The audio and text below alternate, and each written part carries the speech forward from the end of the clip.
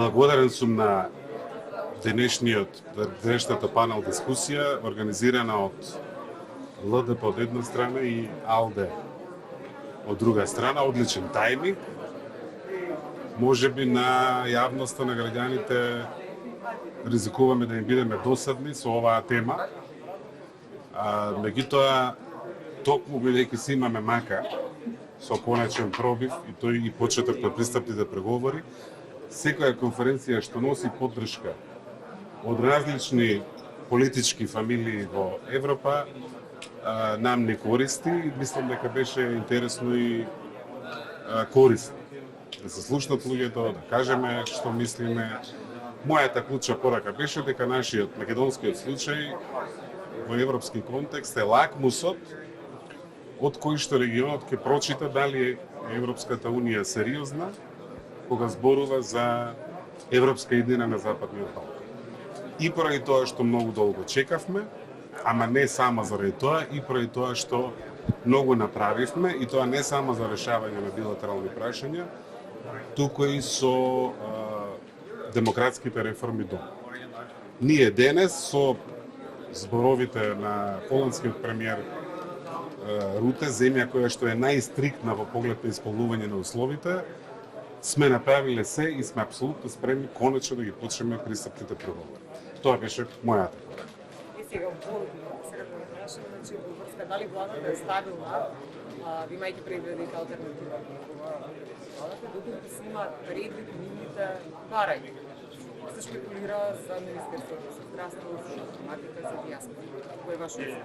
Мислам дека сме во финале на тие преговори за зголемување на мнозинството во собранието.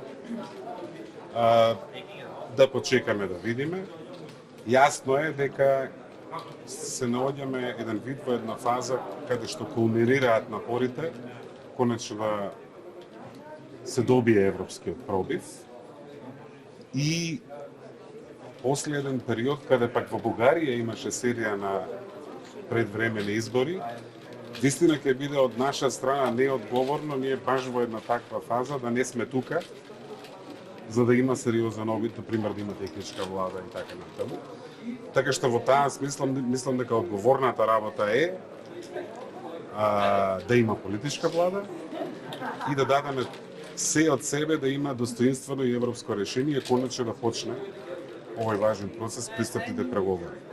А другите работи мислам дека е прерано да се зборува. Да видиме вистина каков е договорот. Јас не сум бил на тие средби, не сум целосно во тек, да видиме што ќе се објави и така натаму. Очигледно работите се движат во правец на зголемување на мнозинството, односно облегување на алтернатива во владеачката коалиција. И ставот на Мицкоски дека е можно и самата влада да прибара предвремени избори?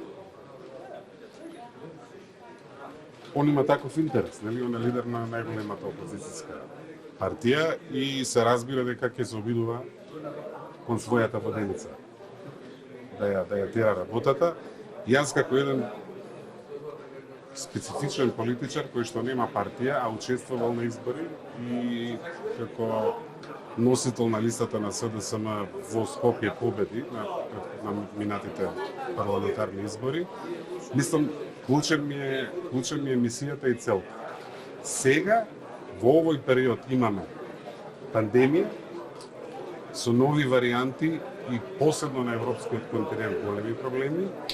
Имаме енергетска криза, имаме политички контекст во однос на нашето прашање да ги почнеме пристапните преговори, што сме должни да се обидеме, да бидејќи такви се сигналите од земјите членки, од институциите, најверојатно ќе има многу брзо нова политичка влада во Софија.